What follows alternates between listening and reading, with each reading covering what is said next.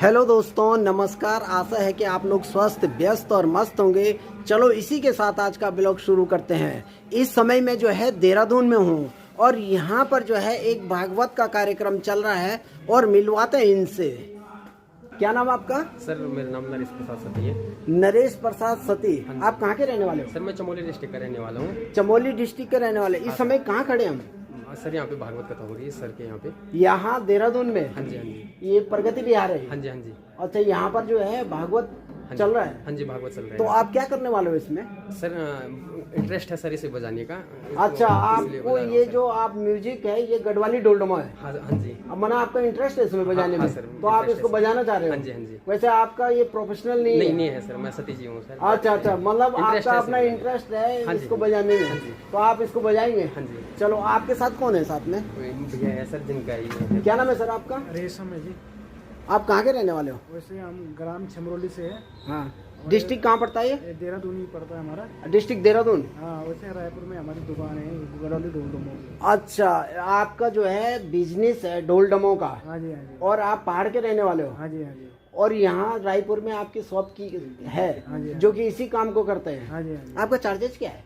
शाम को मेहंदी होगी, हाँ। फिर उसके दूसरे दिन सुबह बान होगी, फिर रात की बारात होगी। 3 दिन का प्रोग्राम होता है। मतलब 3 दिन का प्रोग्राम होता है और उसके आप 15,000 रुपये लेते हो? हाँ जी हाँ जी। कितना समय हो गया आपको ये काम करते हुए? हम तो पैतृक से कर रहे हैं क्योंकि पापा दादा कर रहे हैं, हम भी। अच्छा, आप शुरू से इस काम को कर रहे हो? हाँ जी हाँ जी। चलो, बहुत अच्छा लगा आपसे मिलके। बहुत बहुत धन्यवाद आपका। Thank you. देखो किस तरीके से ये बजा रहे हैं, दिखाते हैं आपको। ये है गढ़वाली ढोल डमो। पहाड़ की संस्कृति।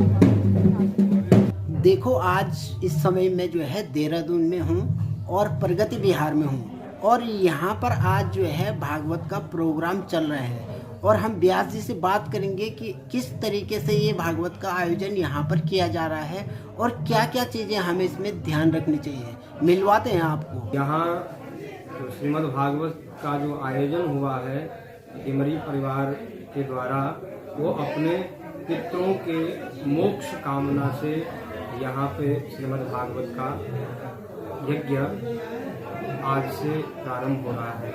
धन्यवाद जी। इस कलिकाल में बाकी अन्य युगों में श्रीमद् भागवत जो कथा है वो केवल आज कलिकाल में ही नहीं अपितु ये सतयुग द्वापर त्रेता से ये होती चली आई है। ये पवित्र भगवान की जो कथा है ये मनुष्य को सदैव सुननी चाहिए। इस भागवत में 18,000 श्लोक, 335 अध्याय और 12 स्कंद सनकादि ऋषि कहते हैं। इसलिए मनुष्य को चाहिए इस पावन कथा का आश्रय सदैव लेना चाहिए, क्योंकि जहाँ जिस पवित्र स्थान पर ये कथा होती है वहाँ कथा भागवतस्यापि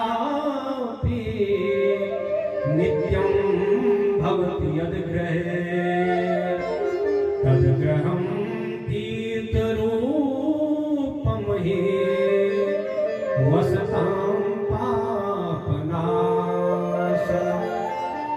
जिस भाग्यशाली को ये पवित्र कथा प्राप्त हो जाती है, जिस पुण्यात्माओं के घर द्वार आंगन में ये भागवत की कथा होती है, यद ग्रहम तद ग्रहम तीर्थ रूपम ही, वो फिर साधारण घर साधारण आंगन नहीं, क्योंकि समस्त तीर्थ विराजमान हो जाते हैं जहाँ भागवत की कथा। आज यही कथाएं हर घर में हो रही है, हर भागवत का आश्रय ले रहा है, पर आज तक किसी के लिए विमान नहीं आया।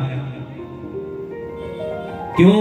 क्योंकि ये जो कथा है अब ये कथा नहीं, ये व्यथा बन गई। इसको व्यापार कल्याणकारी कथाएं थी हैं, उनका सार कब लोप हुआ? बोले जब ब्राह्मण इसका व्यापार करने लगा और जजमान अपने कानों के लोभ से, कर्ण लोभेना, कानों के लोभ से। कान क्या सुनना चाहते हैं? बोले गए तो कथा सुनने के लिए, और सुनना क्या चाहते हैं? बोले इधर की उधर की व्यथा हो जाए और सोचे हमारा। बंधुओं, भगवान के चरित्रों को सुनने के लिए आए हैं तो भगवान के सुने। इधर की उधर की सुनना रहेगी कि इधर की उधर की इसकी उसकी सब लगा दें यहाँ पे व्यास जी, तो फिर बाहर समाज में और फिर इस पवित्र कल्याणकारी मंडप में फिर भेद क्या रह गया? इसलिए बोले इसका सार जो गया है, बोले दोनों की भावनाओं से गया है। श्रोता के भावना भी अलग, डिस्टेंस उतना ही है। तो जो ऋषि महर्षि ब्रह्म ऋषि आदि जो उत्तराखंड की पवित्र गुफाओं में जो भजन कर रहे हैं वो भी सुनने के लिए आ सकते हैं वहां, और वृंदावन आदि तीर्थों में जो बाहर बसे हुए हैं वो भी आ सकते हैं। इसलिए वो बीच मध्य का स्थान है और फिर हरि का द्वार है। इसलिए वहां इस पावन कथा का तुम आयोजन करवाओ। नारद जी बड़े प्रसन्न हो गए, वक्ता के रूप में सनत सनंदन सनातन सनत कुमारों का वर्णन कर दिया और स्वयं व्यवस्थाओं को देखने के लिए, व्यवस्थाओं को बनाने के लिए आ गए। स्वयं हरिद्वार में देश देशांतरों तक, युगांतरों तक सब प्रचार प्रसार करने लगे। क्या ये सबका कल्याण होगा? श्रीमद् भागवत का आयोजन हो रहा है हरिद्वार की पावन भूमि में। ये सूचना भूर लोके देवलोके च ब्रह्मलोके तथैव च वो समाजन तप सात लोकों में सूचना भिजवा दी नारद जी ने कि चलो ज्ञान यज्ञ हो रहा है। और जिसने भी सुना सबके सब आने लगे। देवता भी आए, गंधर्व भी आए, किन्नर भी आए, पर्वत भी आए, तीर्थ भी। सोच जी कहते हैं कि केवल देव गंधर्व किन्नर ही नहीं, जितने भी ऋषि महर्षि ब्रह्म ऋषि सबको पता चला भागवत की कथा हो रही है हरिद्वार में, नारद जी करवा रहे हैं समय। अब वहां जैसे ही आत्महत्या करने के लिए उद्यत हुए, इतने में एक महात्मा जी से इनके भेंट हो गई। महात्मा जी से मिले, महात्मा जी ने कहा ब्राह्मण देवता क्यों परेशान हो? बोले मैं तो इतना दुखी हो गया हूँ। बोले क्यों, किस लिए? बोले मेरी संतान नहीं है। बोले उससे क्या लाभ होगा भैया? राजा सगर के 60,000 थे, दुखी होना पड़ा उनको। बेन हुआ महापापी, उसके पिताजी को कितना दुख मिला और तुम कहते हो कि संतान नहीं इसलिए दुखी हो। अरे जिनकी संतान है उनसे पूछो वो कौन से सुखी है। बोले क्या कहूँ मैं, लोग कहते हैं कि तेरे पितर मुक्त नहीं होंगे, वो लंबे लंबे श्वासें ले रहे हैं। मैंने पूछा क्यों? बोले वो कह रहे हैं कि अभी आत्मदेव देगा पिंडदान और बाद में कौन देगा। यहाँ तक कि जो मेरी गाय थी वो भी बंध्या है। पूछा मैंने क्या कारण है? लोगों ने कहा कि तू खुद तेरे यहाँ बच्चा नहीं इसलिए तेरी गाय भी बंध्या है। तो आजकल समाज में ऐसी व्यवस्था है कि आदमी अपने दुख से उतना दुखी नहीं है जितना दूसरे के सुखी से दुख। आत्मदेव जी बड़े आनंद से रहते हैं, पर आस पड़ोस वाले परेशान करते हैं कि तेरा बच्चा नहीं है इसलिए तेरे पितर लंबी श्वास ले रहे हैं, तेरे घर में जो वृक्ष है फलदार वो वृक्ष फल नहीं दे रहा है, तेरी गौ बंध्या इसलिए तेरी संतान नहीं है, इसलिए मैं मरने आया हूँ।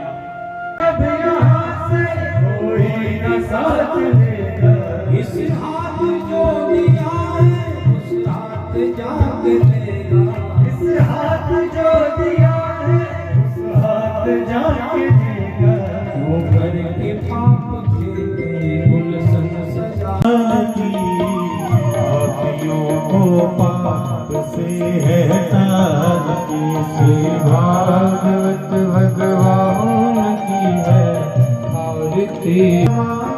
बिगड़ी को बनाने वाला, बिगड़ी को बनाने वाला, बिगड़ी को बनाने वाला, हरि नाम यही हरि धाम यही हरि राम यही हरि राम यही प्रभु राम यही सीताराम यही प्रभु राम यही सीताराम यही प्रभु की महिमा की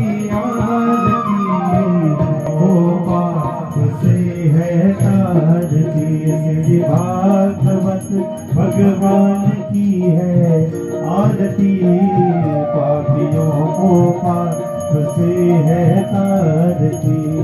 कर्पूर गौरम करुणावतारम संसार सारम भुजगेन्द्रहारम सदा वसंतं हृदयारविन्दे भवं भवानी सहितं नमामि। नीलाम्बुजश्यामल कोमलांगं सीता समानां। सुन है हरि को करनी क्या है बात आंसू की चल रही है। शुरुआत कैसे है? जब तक हमें अपने कर्मों का पश्चाताप न हो, जो गलत काम किए। शुरुआत कहाँ से? पश्चाताप के आंसू पहले आए तो क्या होता है? अंतःकरण की शुद्धि प्रारंभ होती है। बिना आंसू आए अंतःकरण शुद्ध नहीं हुआ करता। वासना किस में नहीं होती? सब में। अगर मूलतः हम देखें तो हमारा शरीर जो उत्पन्न भी हुआ है तो उसमें भी कामासक्ति थी। इस ब्लॉग को यहीं समाप्त करते हैं। मिलते हैं अगले ब्लॉग में, तब तक के लिए नमस्कार। पापियों को पाप से है तारती।